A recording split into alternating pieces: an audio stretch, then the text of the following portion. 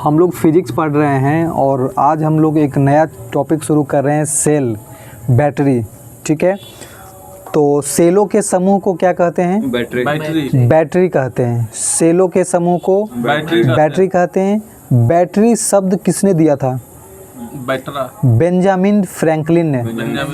Battery शब्द किसने दिया? बेंजामिन फ्रैंकलिन ने 1749 में। ठीक है, तथा आविष्कार किसने किया था? बैटरी का आविष्कार किसने किया? अलेसांद्रो वोल्टा। ठीक है, बैटरी का खोज वोल्टा ने किया। बैटरी का खोज वोल्टा ने। बैटरी शब्द किसने दिया? बेंजामिन ने। ठीक है, बैटरी शब्द बेंजामिन फ्रैंकलिन और बैटरी का खोज वोल्टा ने किया। ठीक है, तो सेल जो होता है, बैटरी जो होता है, किस ऊर्जा को किस ऊर्जा में बदलता है? तो बैटरी में होता है केमिकल। बैटरी में क्या होता है? केमिकल। और बैटरी से हम लोग ऊर्जा प्राप्त करते हैं, तो रासायनिक ऊर्जा को विद्युत ऊर्जा, ठीक है, वो विद्युत ऊर्जा में बदलता है। रासायनिक ऊर्जा को विद्युत ऊर्जा में बदलता है। ठीक है, सेल दो प्रकार के होते हैं, प्राथमिक सेल और द्वितीयक सेल। प्राथमिक सेल और प्राथमिक सेल जो होता है सिंगल यूज, जिसको एक बार यूज कीजिए और फेंक दीजिए। द्वितीय सेल होता है एक से अधिक बार यूज होता है, जिसको आप चार्ज कर कर के जो चलाते हैं वो क्या होता है? द्वितीयक सेल होता है। और आप जिसको वो निप्पो बैटरी या भी जो भी होता है, एक बार चलाइए और ख़त्म होने के बाद बिक दिया जाता है। ठीक है, तो सिंगल यूज जो होता है प्राथमिक सेल, और रिचार्जेबल बैटरी जो होता है वो द्वितीय सेल। ठीक है, तो प्राथमिक सेल और द्वितीय सेल में देखिए अंतर। तो प्राथमिक सेल नॉट चार्जेबल होता है और द्वितीय सेल चार्जेबल। प्राथमिक सेल इसका उपयोग केवल एक बार होता है और वहीं द्वितीय सेल का उपयोग बार बार होता है। प्राथमिक सेल अनुत्क्रमणीय होता है। प्राथमिक सेल अनुत्क्रमणीय और वहीं द्वितीय सेल उत्क्रमणीय। देखिए, अनुत्क्रमणीय और उत्क्रमणीय मतलब क्या होता है? उत्क्रमणीय जो होता है और अनुत्क्रमणीय। अनुत्क्रमणीय मतलब सीधा डायरेक्शन आप कह सकते हैं, एक बार यूज कर लिए पुनः उसका हम यूज नहीं कर सकते हैं, वो अनुत्क्रमणीय होता है। उत्क्रमणीय का मतलब होता है, उत्क्रमणीय एक बार यूज के बाद फिर से पुनः हम यूज कर सकते हैं, तो वो क्या हो जाता है? उत्क्रमणीय। ठीक है, हाँ, अनुत्क्रमणीय और उत्क्रमणीय। अब देखिए, प्राथमिक सेल में प्रकार याद रखिएगा कौन कौन सा सेल आता है, ये सबसे इम्पोर्टेंट है। प्राथमिक सेल में देखिए कौन कौन: वोल्टीय सेल, डेनियल सेल, लेक्लांसे सेल, शुष्क सेल। ये सब सेल कौन से प्रकार के हैं? प्राथमिक सेल हैं और ये चार्जेबल नहीं होता है। वोल्टीय सेल, डेनियल सेल, लेक्लांसे सेल और शुष्क सेल। वहीं रिचार्जेबल सेल यानी द्वितीय सेल की बात करें तो lead acid cell, nickel cell, Edison cell, lead nickel cell, ये सब जो हैं द्वितीयक सेल हैं। ये सब क्या हैं? द्वितीयक सेल। ठीक है, तो lead acid, lead nickel, lead acid, lead nickel. तो लेड एसिड, लेड निकेल, इतना ही याद रखिएगा तो आपको याद रह जाएगा। Lead acid, lead nickel. ठीक है, एसिड और निकेल वाला दिख जाए तो वो द्वितीय सेल है। एसिड और निकेल वाला लेड एसिड, लेड निकेल और निकेल और एडिशन, ये चार सेल याद रखिएगा, ये द्वितीयक सेल है। और जो आप ये वोल्टीय सेल, डेनियल सेल, लेक्लांसे सेल, शुष्क सेल, ये सब प्राथमिक सेल है। अब देखिए, ये जो दोनों मिला के 7-8 प्रकार के जो सेल हैं, ये सभी सेल में आपको याद रखना पड़ेगा विद्युत अपघट्ट के रूप में क्या मिलाया जाता है और इसका एनोड और कैथोड किसका बना होता है। ठीक है, इसका ईएमएफ सबका कितना होता है और उपयोग कहाँ होता है। ठीक है, तो एक एक करके देखिए। वोल्टीय सेल, वोल्टीय सेल कैसा सेल है? वोल्टीय सेल प्राथमिक सेल। वोल्टीय सेल प्राथमिक सेल है। ये वोल्टीय सेल में बताइए विद्युत अपघटक क्या मिलाया जाता है? तो प्राथमिक सेल का विद्युत अपघट्ट के रूप में मतलब उसके अंदर में क्या मिलाया जाता है घुलनशील? तो सल्फ्यूरिक अम्ल होता है। ठीक है, वोल्टीय सेल में क्या रहता है? सल्फ्यूरिक अम्ल। वोल्टीय सेल में सल्फ्यूरिक अम्ल। डेनियल सेल में बताइए क्या रहता है विद्युत अपघट्ट के रूप में? Copper sulphate, copper sulphate, voltaic cell में सल्फ्यूरिक अम्ल, बोल्टियर सेल में सल्फ्यूरिक अम्ल, और डेनियल सेल में कॉपर सल्फेट, डेनियल सेल में कॉपर सल्फेट, लेक्लांसे सेल में अमोनियम क्लोराइड, लेक्लांसे सेल में अमोनियम क्लोराइड, अमोनियम क्लोराइड को नौसादर बोलते हैं, अमोनियम क्लोराइड को नौसादर, तो लेक्लांसे सेल में क्या होता है? Ammonium chloride. शुष्क सेल में बताइए, शुष्क सेल में अमोनियम क्लोराइड और जिंक क्लोराइड, अमोनियम क्लोराइड और zinc chloride, NH4Cl plus ZnCl2। तो शुष्क सेल में अमोनियम क्लोराइड और जिंक क्लोराइड। मरकरी सेल में बताइए क्या रहता है? KOH, potassium hydroxide, mercury cell में potassium hydroxide. Silver oxide cell में बताइए तो पोटेशियम हाइड्रोक्साइड, पोटेशियम हाइड्रोक्साइड। हाँ, बहुत इंपॉर्टेंट है ये। वैद्युत अपघट पूछता है कि कौन से सेल में कौन सा वैद्युत अपघट का यूज होता है। तो एक बार फिर से सुन लीजिए, बोल्टियर सेल में कौन सा वैद्युत अपघट? बोल्टियर में सल्फ्यूरिक अम्ल, बोल्टियर में सल्फ्यूरिक अम्ल और डेनियल में कॉपर सल्फेट। ठीक है, ये बोल्टियर और डेनियल ये दो को साथ में याद रखिएगा। बोल्टियर में सल्फ्यूरिक अम्ल और डेनियल में कॉपर सल्फेट। लेक्लांसे में बताइए अमोनियम क्लोराइड, लेक्लांसे में अमोनियम क्लोराइड। शुष्क सेल में दो इसमें होता है। शुष्क, हाँ शुष्क नाम का शुष्क है, इसमें दो अपघट के रूप में याद रखेगा। शुष्क सेल अमोनियम क्लोराइड और जिंक क्लोराइड, अमोनियम क्लोराइड और जिंक क्लोराइड। अब मरकरी सेल में पोटेशियम हाइड्रोक्साइड, मरकरी में मरकरी और सिल्वर ऑक्साइड सेल में दोनों में पोटेशियम हाइड्रोक्साइड यानी KOH। ठीक है, अब सुनिए, एनोड और कैथोड किस धातु का बना होता है? एनोड और कैथोड। ठीक है, तो सुनिए, जितना भी सेल है, अगर कैथोड, देखिए याद रख लीजिए, अगर कैथोड के बारे में बोले, पहले सुनिए, बोल्टियर सेल का एनोड और कैथोड पहले बताते हैं। बोल्टियर सेल का एनोड किसका बना है? बोल्टियर सेल का एनोड कॉपर का बना होता है।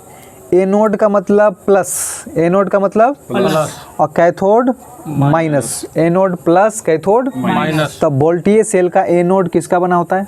कॉपर का।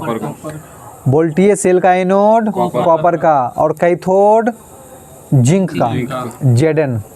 ठीक है, बोल्टियर सेल का कैथोड जो होता है जिंक का बना होता है। डेनियल सेल का, डेनियल सेल का एनोड किसका बना होता है? कॉपर का और कैथोड जिंक का। तो देखिए, कैथोड यानी नेगेटिव, कैथोड यानी माइनस वाला, ऋण ध्रुव वाला बता देते हैं। कोई भी सेल रहे, ऋण ध्रुव के रूप में किस धातु का उपयोग होता है? जस्ता का।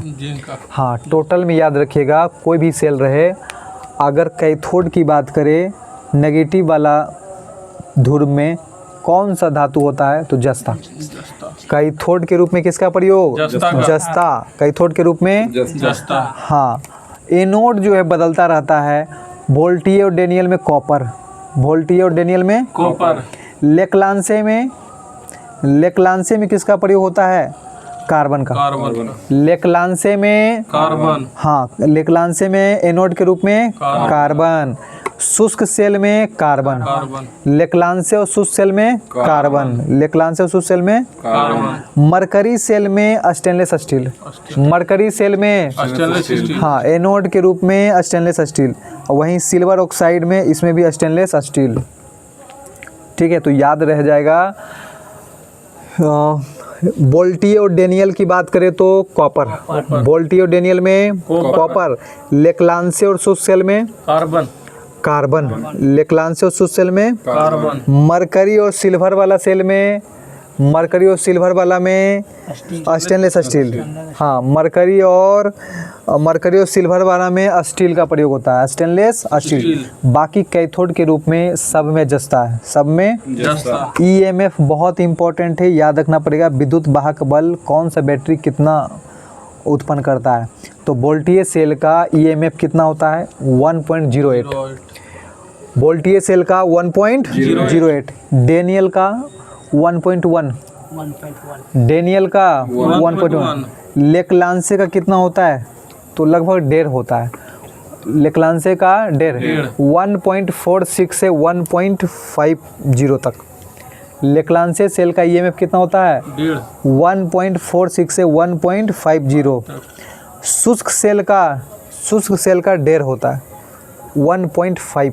शुष्क सेल का 1.5 और लेक्लांसे का थोड़ा कम होता है यानी 1.46 से 1.50।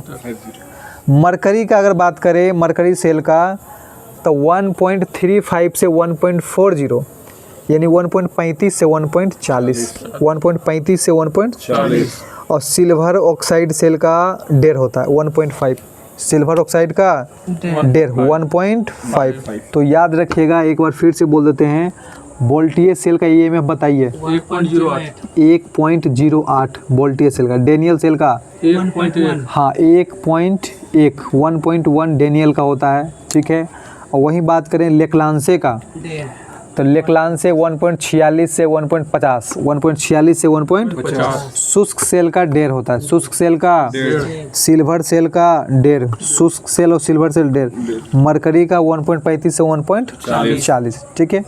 उपयोग देखिए, वोल्टेज सेल जो है और जितना सेल अभी हम बताएं, वोल्टेज, डेनियल, लेक्लांसे, शुष्क सेल, ये सब कौन सा सेल है? प्राथमिक सेल है। और mercury cell, silver oxide cell, ये सब भी प्राथमिक सेल है। इसका उपयोग देखिए, अगर वोल्टेज सेल की बात करें तो इसका उपयोग प्रयोगशाला में जो है उपकरण बनाने में करते हैं, क्योंकि वहाँ पे चाहिए अस्थिर वोल्टेज। अस्थिर वोल्टेज जहाँ चाहिए वहाँ वोल्टेज सेल का उपयोग होता है, जो कि प्रयोगशाला के उपकरणों में होता है। डेनियल सेल जो है, डेनियल सेल का यूज कहाँ होता है? तो डेनियल सेल जो है ना, वोल्टेज सेल के स्थान पर अब जो है डेनियल सेल का यूज होता है। वोल्टेज सेल के स्थान पे किसका उपयोग? डेनियल का। हाँ डेनियल, यानी ये भी प्रयोगशाला में ना, वोल्टेज और डेनियल दोनों प्रयोगशाला में। लेक्लांसे सेल तो जहाँ रुक रुक कर वोल्टेज का ज़रूरत है वहाँ पे लेक्लांसे, यानी टेलीफोन में, टेलीफोन में कौन सा होता है? लेक्लांसे सेल। टेलीफोन में लेक्लांसे। शुष्क सेल का प्रयोग कहाँ होता है? शुष्क सेल। तो शुष्क सेल जो है, शुष्क सेल की बात करें तो जो हम लोग निप्पो बैटरी जो रहता है, टॉर्च या फिर रिमोट टॉर्च, हाँ रिमोट टॉर्चर में डालते हैं, वो सब शुष्क सेल रहता है। तो टीवी रिमोट में, टॉर्च में, दीवार घड़ी में, बच्चा के खिलौना वगैरह में, ये सब कौन सा बैटरी होता है? शुष्क सेल होता है, ठीक है। मरकरी सेल कहाँ यूज होता है? तो छोटी बैटरी के रूप में, छोटी बैटरी जैसे कि कलाई घड़ी है, कैलकुलेटर है, उसमें हम लोग छोटे कलर का जो बैटरी जो है, सिक्का जैसा जो रहता है गोल गोल, उसमें कौन सा बैटरी लगता है? Mercury cell. Mercury cell, mercury cell उसको बोलते हैं, ठीक है। छोटा बैटरी जो आता है, चाहे कलाई घड़ी के रूप में, कैलकुलेटर, वो मरकरी सेल होता है, ठीक है। और silver oxide cell smart watch में इसका यूज होता है, ठीक है। स्मार्ट वॉच में सिल्वर ऑक्साइड। शुष्क सेल और सिल्वर ऑक्साइड सेल का विद्युत वाहक बल सबसे अधिक होता है, याद रखिएगा। शुष्क सेल और सिल्वर ऑक्साइड दोनों का डेढ़ होता है। शुष्क सेल और सिल्वर वाला सेल का डेढ़ होता है, तो सबसे ज़्यादा ईएमएफ यही दोनों को आता है। वोल्टेज सेल का विद्युत वाहक बल न्यूनतम, जो कि अब वोल्टेज सेल की जगह पे किसका उपयोग होता है?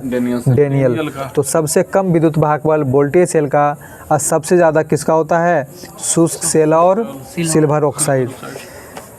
इलेक्ट्रोड यानी छड़ दो तरह का होता है, एनोड और कैथोड। एनोड और एनोड धन ध्रुव होता है, प्लस होता है, और कैथोड जो होता है ऋण ध्रुव मतलब माइनस। इलेक्ट्रोड का जो सिरा बैटरी के धन ध्रुव से जुड़ा होता है उसको हम लोग एनोड कहते हैं, और इलेक्ट्रोड का जो सिरा बैटरी के ऋण ध्रुव से जुड़ा होता है उसको हम लोग कैथोड कहते हैं। रिनोड कहते हैं। रिनोड, हाँ, या कैथोड। रिनोड और कैथोड एक ही है, ठीक है। कैथोड मतलब माइनस और रिनोड वही हुआ, ठीक है। तो धन ध्रुव वाला को एनोड और ऋण ध्रुव वाला को कैथोड। अब देखिए, धारा जो होता है, दो तरह का धारा होता है। करंट यानी धारा, एसी और डीसी। एसी और डीसी। एसी मतलब अल्टरनेट करंट, प्रत्यावर्ती धारा। डीसी मतलब डायरेक्ट करंट, डीसी धारा, ठीक है, दृष्ट धारा, ठीक है।